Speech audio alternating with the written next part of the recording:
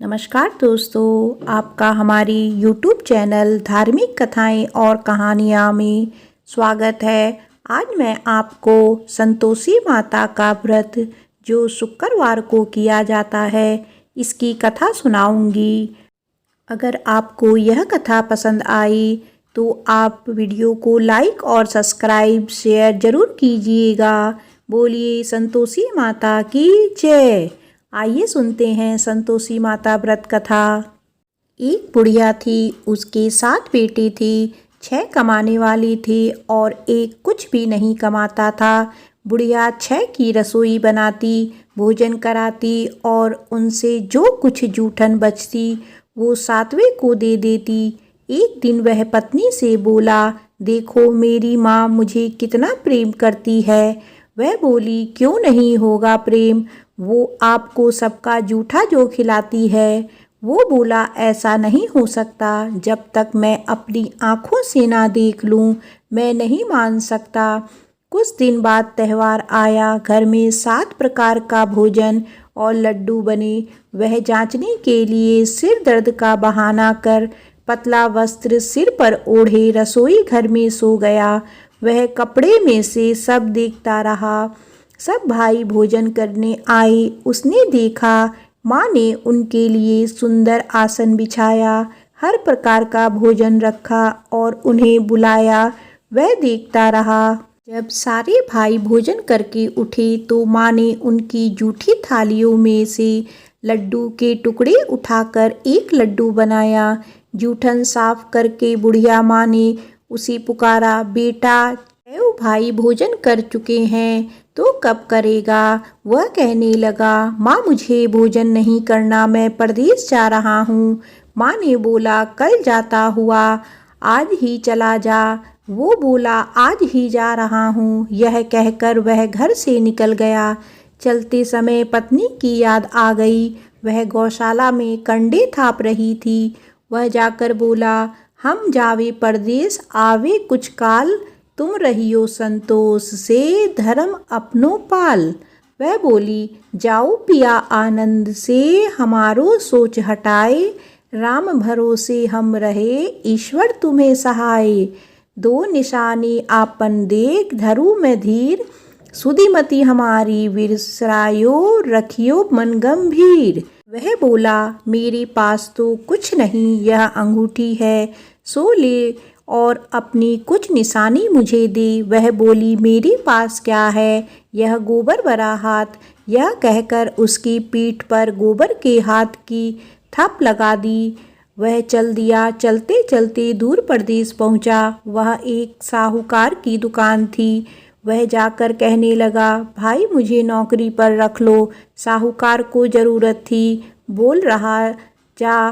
लड़के ने पूछा, तनख्वाह क्या दोगे। साहूकार ने कहा, काम देखकर दाम मिलेगा। अब वह सुबह 7 बजे से 10 बजे तक नौकरी करने लगा।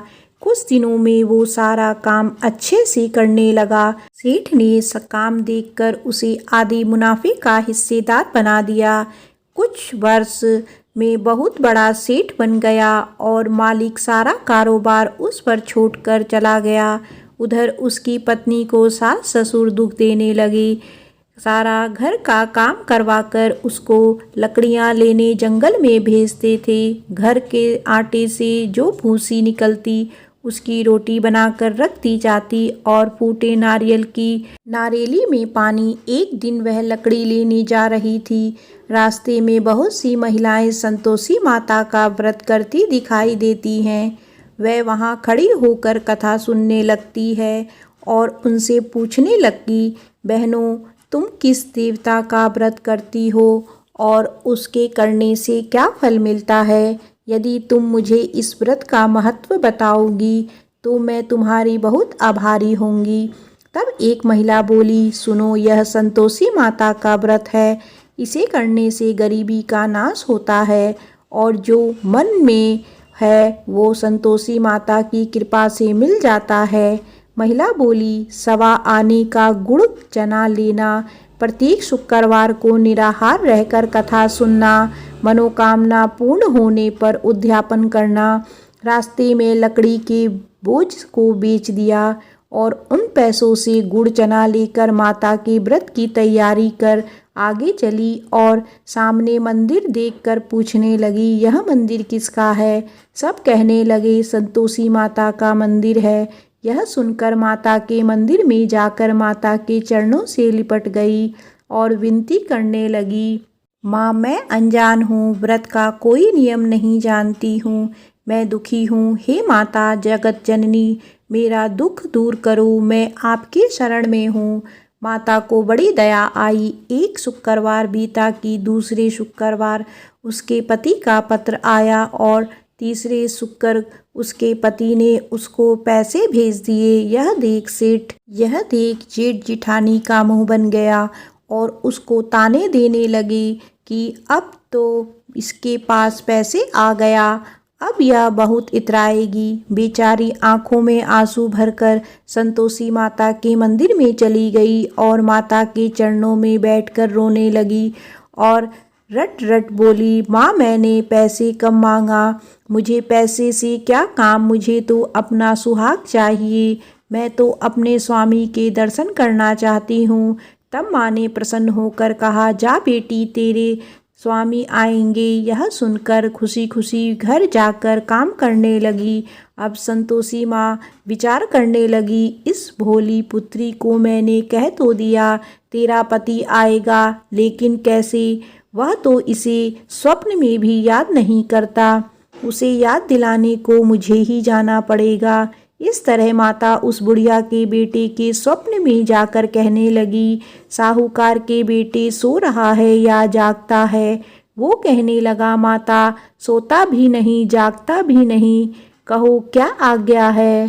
कहने लगी, तेरा घर बार कुछ है कि नहीं? वह बोला, मेरे पास सब कुछ है, माँ बाप है, बहू है, क्या कमी है? माँ बोली, भोले तेरी पत्नी घोर कष्ट उठा रही है, तेरे माँ बाप उसे परेशानी कर रहे हैं, वह तेरे लिए तरस रही है, तू उसकी सुध ले। वह बोला, हाँ माँ मुझे पता है, पर मैं वहाँ कैसे जाऊँ? माँ कहने लगी, मेरी बात मान, सवेरे नहा धोकर संतोषी माता का नाम ले, घी का दीपक जलाकर दुकान पर चला जा, देखते देखते सारा लेन देन उतर जाएगा, सारा माल बिक जाएगा, आज तक धन का ढेर लग जाएगा, थोड़ी देर में देने वाले रुपया लेने लगे, सारी सामान का ग्राहक सौदा करने लगा। शाम तक धन का भारी ढेर इकट्ठा हो गया और संतोषी माता का यह चमत्कार देखकर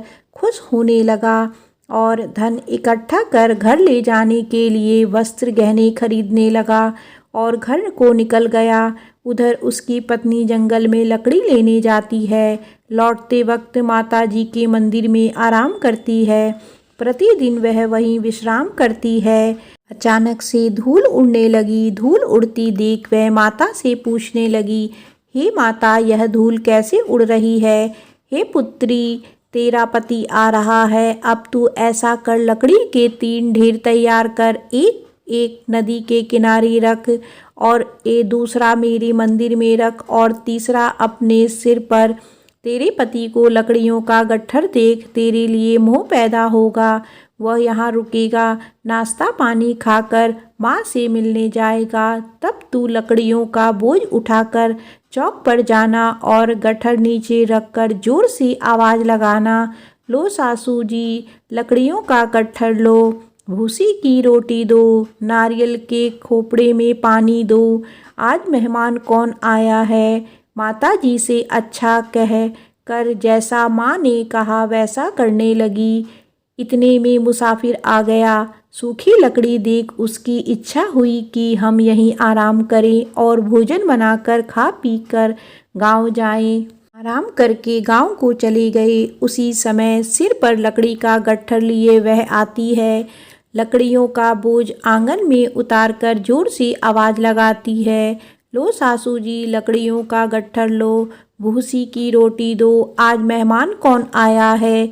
यह सुनकर उसकी सास बाहर आकर अपने दिए हुए कष्टों को भुलाने के लिए कहती है, बहू ऐसे क्यों कह रही है? तेरा मालिक आया है, आ बैठ भोजन कर, कपड़े गहने पहन। उसकी आवाज़ सुन उसका पति बाहर आता है। अंगूठी देख व्याकुल हो जाता है। माँ से पूछता है, माँ यह कौन? माँ बोली, बेटा यह तेरी बहू है। जब से तू गया है तब से सारे गांव में भटकती फिरती है। घर का काम काज कुछ करती नहीं, चार पहर आकर खा जाती है। वह बोला, ठीक है माँ, मैंने इसे भी देखा है और तुम्हें भी। अब दूसरे घर की चाबी दो, उसमें रहूँगा।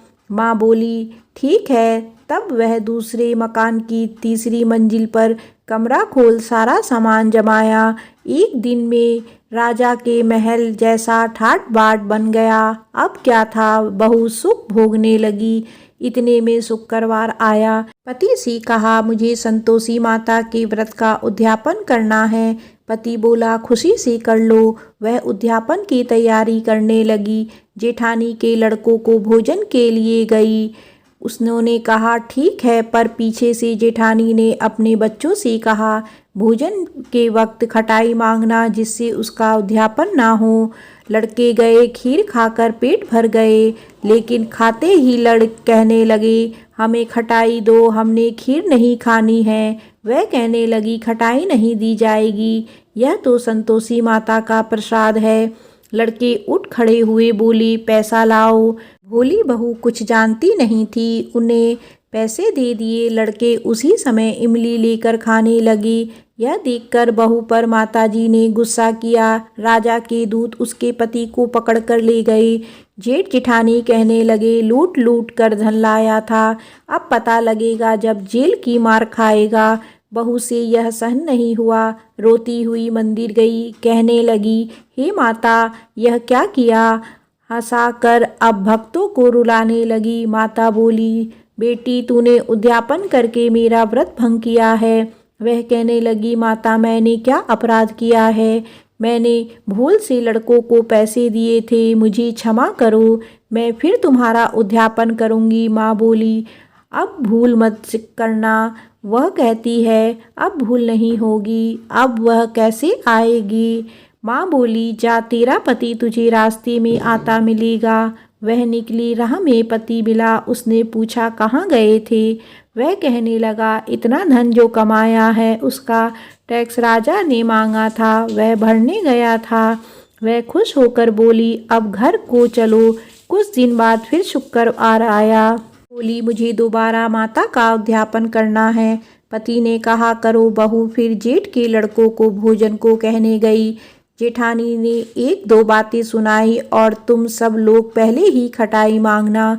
लड़के भोजन से पहले कहने लगे, हमें खीर नहीं खानी, हमारा जी बिगड़ता है, कुछ खटाई खाने को दो। वह बोली, खटाई किसी को नहीं मिलेगी, आना हो तो आओ।